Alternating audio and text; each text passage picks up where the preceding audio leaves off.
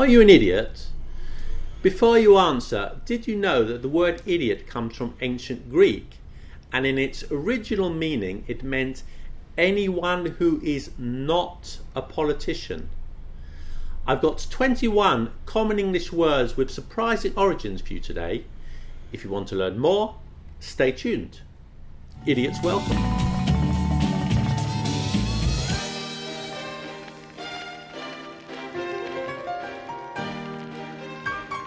If you're a freelancer, you should know that the word comes from two words, free and lance, and it meant a free soldier, that is, one that was unattached to an army but sold his skills with a lance. Bankrupt comes from the Italian bancarotta, literally meaning a broken bench.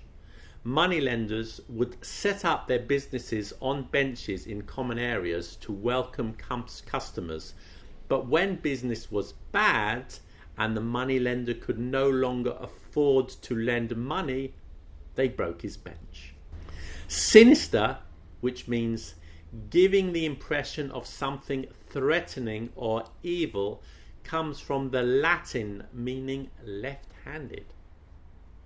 A sycophant is a person who insincerely praises important or powerful people in order to gain influence over them, a bit like a bootlicker. It comes from the Greek and literally means someone who reveals figs. In the 6th century, it was illegal to export food except olives from the territory of Athens. Sometimes people would try to smuggle figs over the border. If someone denounced you as a fig smuggler, he was a Sycophantes, a fig revealer. Gung ho is one of the few words in English that comes from Mandarin Chinese. In English, it means overly enthusiastic, especially about war. This is quite different from the original Chinese words, which means work together. If you are an eavesdropper, you are somebody that listens to other people's conversations. The eavesdrop was originally a place next to a house, and if you stood there, you could hear your neighbours talking. The word muscle originally came from French and means little mice, because apparently that's what they look like.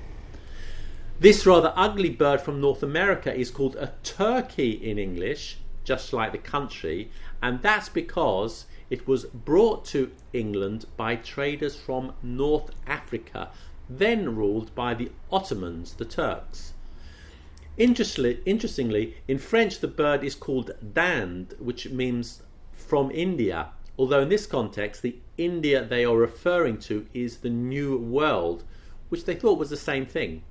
In Portuguese it's called Peru, but in Cambodian and Gaelic it's called a French chicken. Avocado came into English via Spanish from nahuac and means testicle.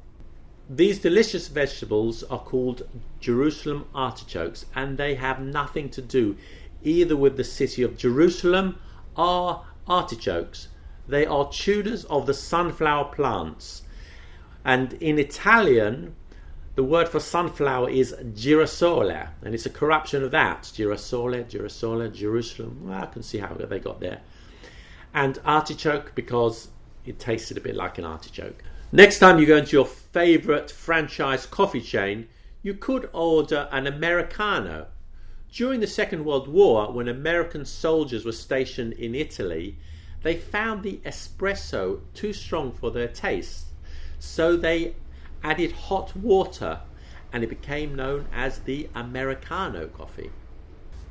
Sandwich is named after John Montagu, 4th Earl of Sandwich, and around 1762, as the story goes, he loved gambling so much that he wouldn't take a break from the gambling table, not even for meals.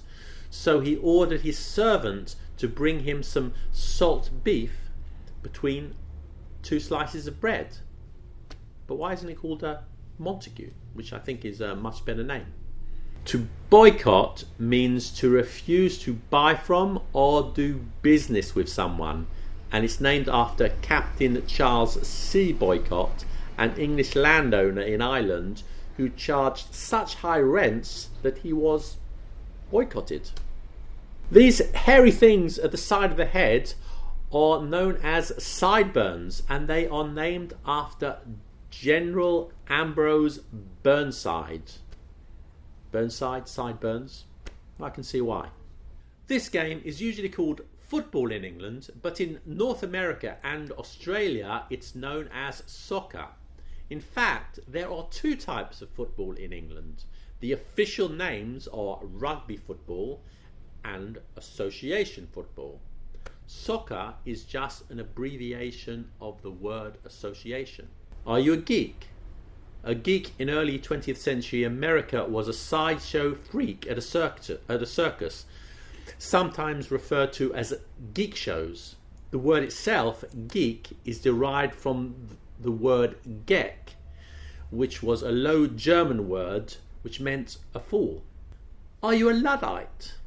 If you are someone who resists technology, someone who prefers things in the old-fashioned way, you might be called a Luddite. It's kind of the opposite of a geek. But the original Luddites were British textile workers in the early 19th century who objected to the increased use of machines which were taking their jobs. So they smashed the machines. The leader of the group was Ned Ludd. Do you drink alcohol? If you don't, then you are teetotal. The origin of the word comes from the Preston Temperance Society, who promoted the total abstinence of alcoholic beverages. In 1833, one of their members was Richard Turner. He had a stammer, a speech impediment, and he couldn't pronounce the word total correctly. And in a speech he gave, he said, "I will be teetotal forever and ever." This is a dandelion. The origin is from French, dent de lion, tooth of the lion. Do you think they look like lion's teeth? Well, I'll let you decide. And finally, to ostracize.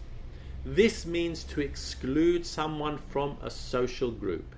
It comes from the ancient Greek, and it literally means to ban somebody from Athens for 10 years. Every year, Greek citizens voted for the most unpopular person, and the winner, or rather the loser, had to leave the city. But if he returned in less than 10 years, he was put to death. Okay, it's lunchtime now, so I'm going out to get a Montague and an Americano. But thank you for watching. More English language videos coming soon.